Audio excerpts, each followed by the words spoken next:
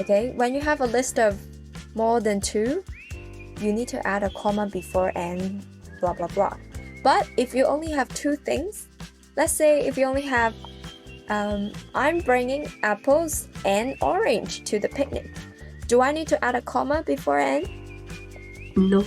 No, that's correct. Okay.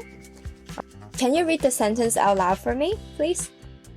For the picnic, we packed sandwiches, fresh fruit, potato chips, and lemonade.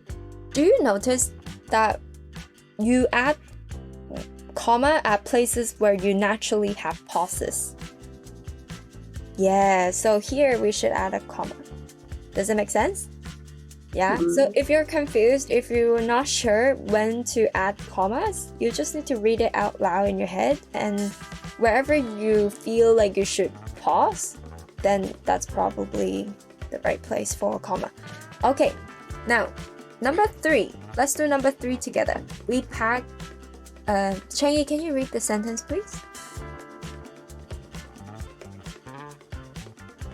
We packed sandwiches, fresh fruit, potato chips, and lemonade there.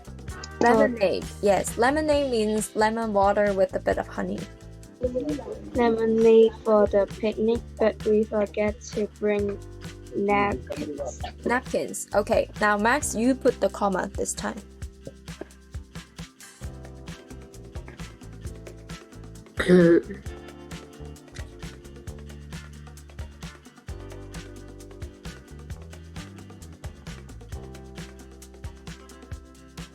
Very good.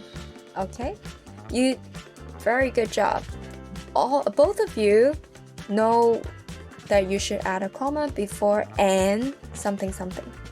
Okay, when you have a list of more than two, you need to add a comma before and blah blah blah.